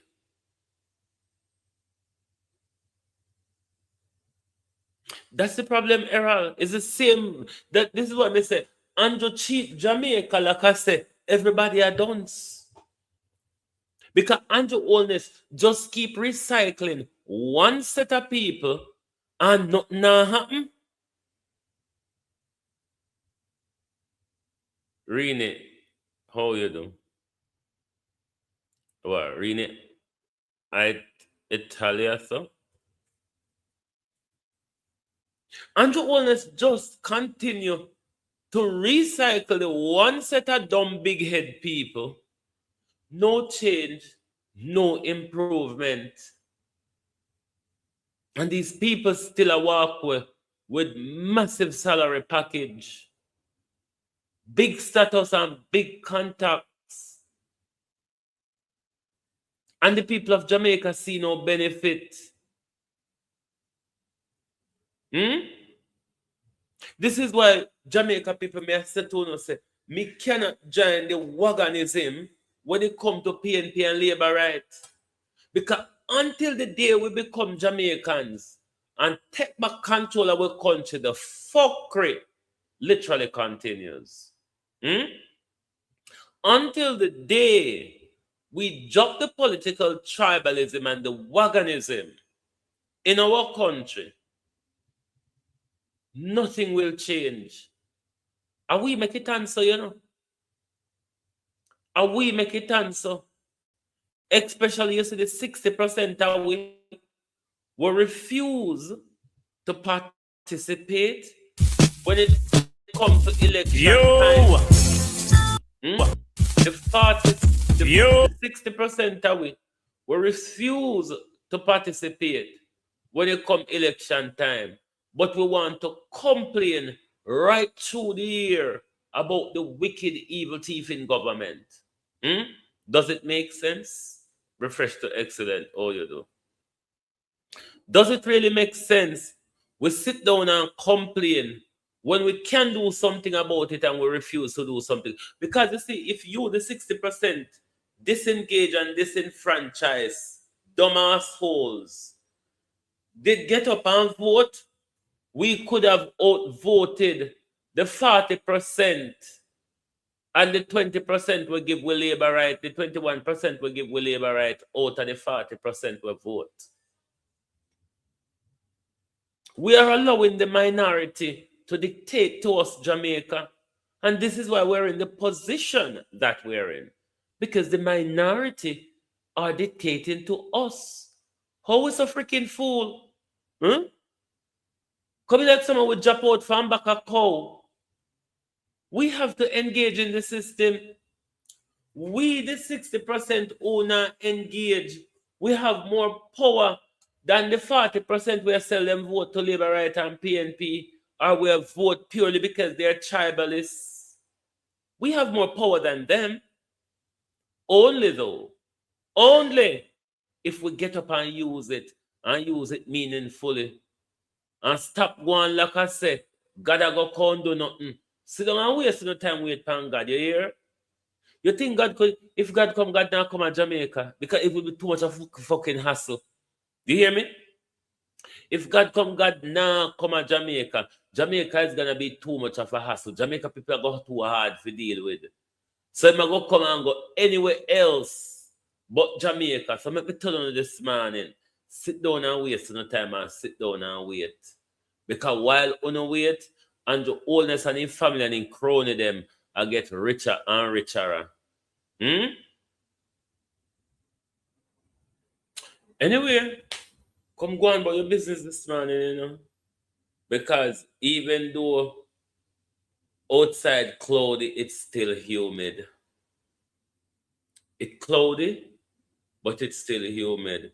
Globalist, I don't know if I come on late. I say I want a break. I want a mental break from the bullshit.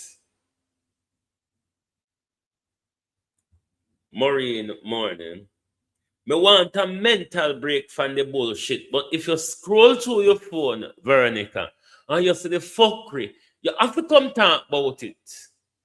I need a mental break. How do I switch off from the fuckery that goes on in our country? Right? No, sir. This is serious. Very, very serious. Yo! Jamaica check, Jamaica check, Jamaica check. Check in, check in, check in. Aye. Why Andrew you fuck up Jamaica? Turn your wife in a house speaker. How you make the warship come here? You want Donald Trump to take over? For send more criminal boy. The deport you we no want them boy. Andrew hold this a real slave master. Him sell out the whole of Jamaica to Donald Trump, but Andrew hold this wicked and lie. Sell out Jamaica and left us to die. Donald Trump tell Andrew say, you see the Chinese them send them away. Why Andrew you fuck up Jamaica? It's like you want to hurry up with hunger. And I said no the police and soldier. Fi kill off a whole of Jamaica. Fi bring pedophile compound will and fi rape little bikini ham big woman. Donald Trump keep your problem. Little Jamaica can't solve them. Jamaica have them one problem. We want a way out to solve them. We have to robbers and thieves. Little Jamaica in a grief.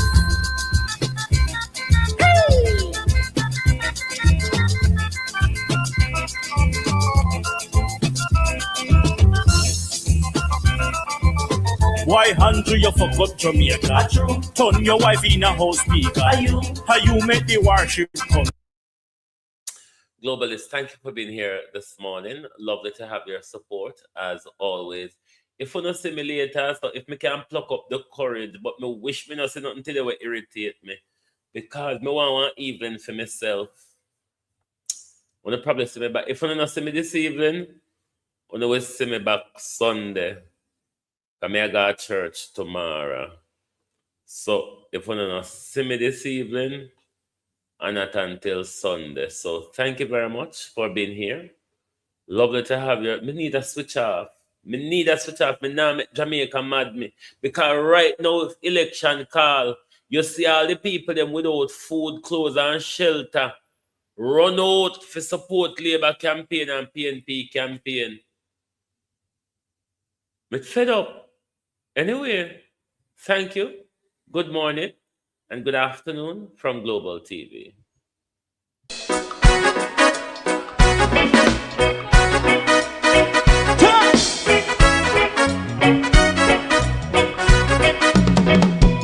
Too long in our little ghetto, run keep going on, less process. For children of Israel do really love rights.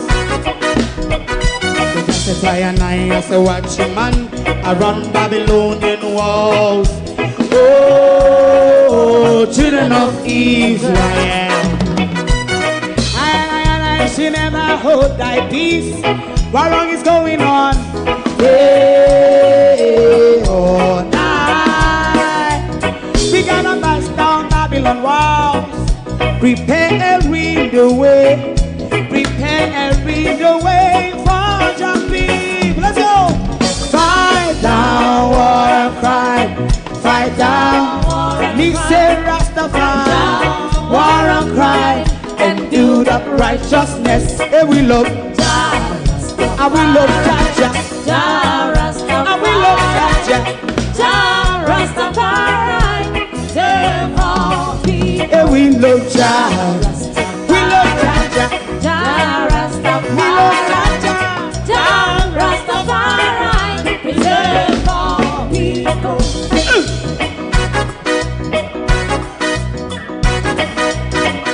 Put time away again. Listen. Yeah. They just a try and I say watch your man around Babylonian walls. Oh, children of Israel.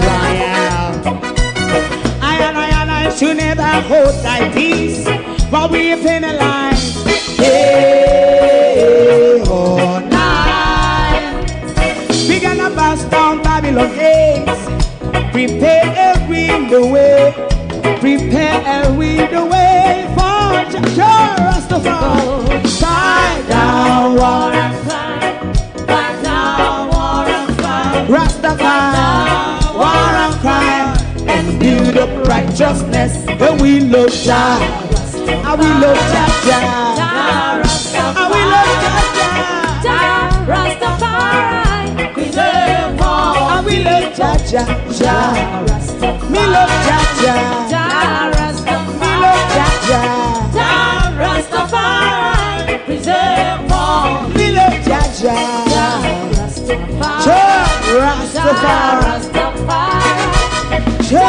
Rastafari. Yeah, the next song is going to be the last song for tonight. And then DJ Twin. Oh, thy peace, God of my salvation. Because the mouth of the sinful and wicked is open. Rastafari.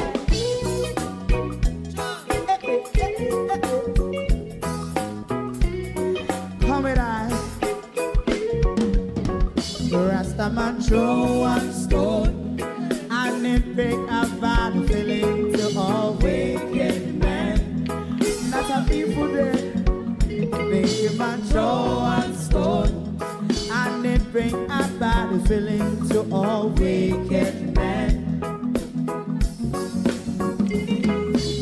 Only when man like Marcus Garvey speak, wicked men would I hear. Hear not hear. Instead of that, they only sit aside a rub and cheat and not press the poor. Make up what I seen to. Make a man throw one stone and they bring a bad feeling to all wicked men.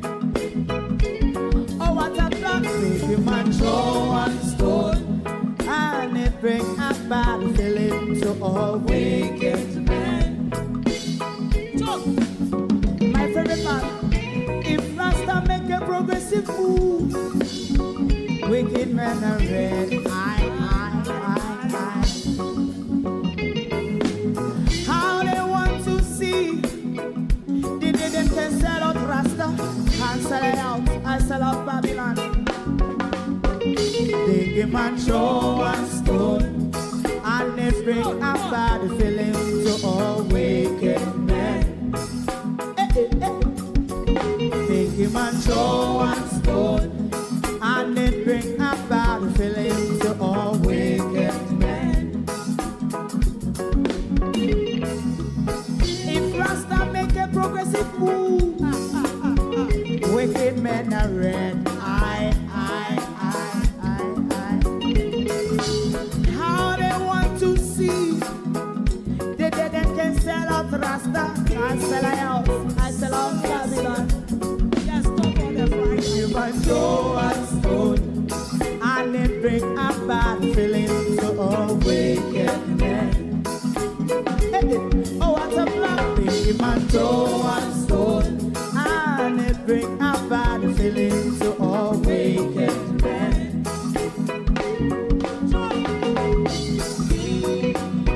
You have eyes to see, let him see. You have ears to hear, let them hear. What a prophet must say.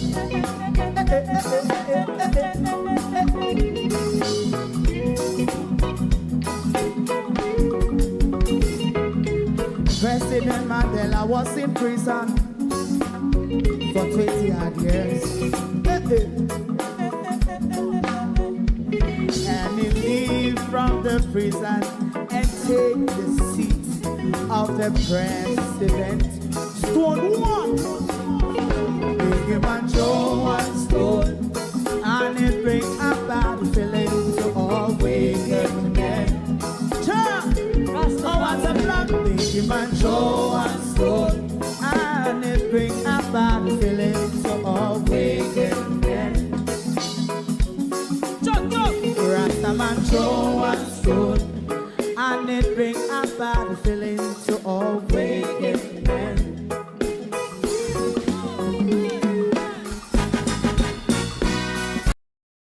If you don't like missing out on the latest shows but still enjoy classic hits, then Global TV Group 358 is your perfect match.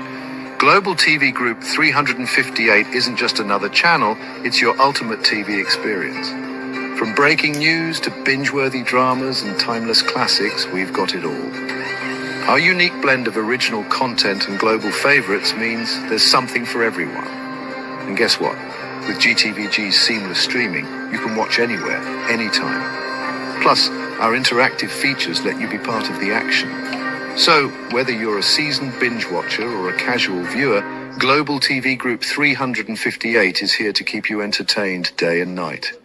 Don't just watch TV, experience it with Global TV Group 358. Subscribe now and never miss a moment.